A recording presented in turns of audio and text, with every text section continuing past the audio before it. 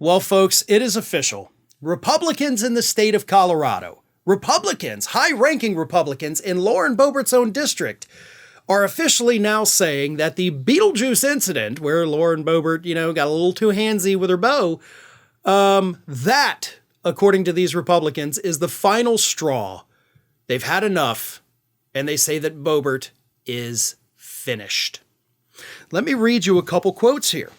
In an interview, Delta County Commissioner Don Soups admitted, quote, "Just after the Congresswoman's issues at the theater, I just decided that we had to do something different, so I started reaching out and trying to make sure that we had the right person in that seat for the next election." And the right person for that seat appears to be, for these Republicans, a man by the name of Jeff Hurd.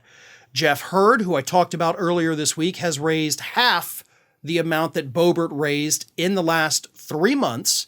So Hurd is sitting at about $415,000, I believe was the number. So he's already doing pretty well.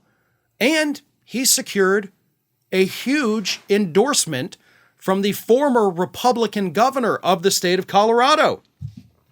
That is former Colorado Governor Bill Owens, who said, quote, "I am proud to endorse Jeff Hurd for U.S. Congress for the 3rd District. Jeff is a man of character. He is a hardworking, smart, and sincere leader who will deliver for the district." Now, former Governor Owens carries a lot of sway in the state among Republicans still.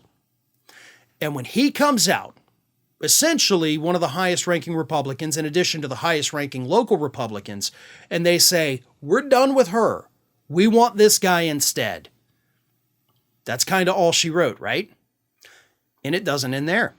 Mesa County Commissioner Cody Davis expressed the dismay the folks in the district are feeling about Boebert's antics, explaining, quote, "I've defended Lauren for 2.5 years now, hoping that things would improve and she'd become a more effective leader.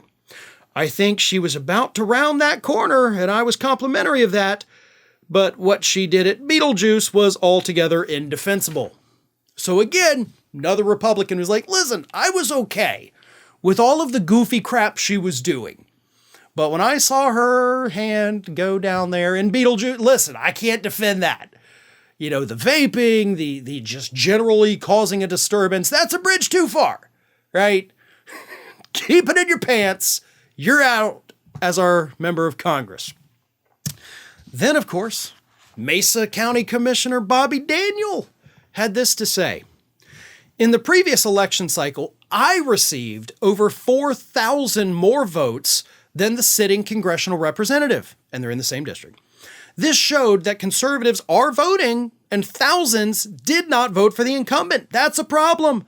We have to face the fact we can't keep going on this trajectory and keep this seat."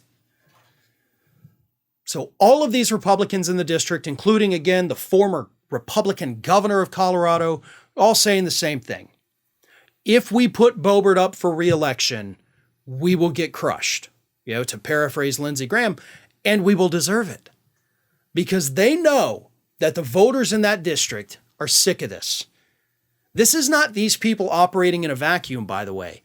They hear from the constituents. They talk to the other Republicans. They know what the district is feeling. And they ain't feeling Lauren Boebert. So it's Jeff Hurd. That will be her primary opponent. So with any luck, Lauren Boebert will suffer the same fate as Madison Cawthorn, right? Madison Cawthorn, first-term Republican, single-term Republican technically, goes for his very first primary after winning the seat last year and loses. And he effectively becomes a lame duck for the remainder of the session till he's out of office.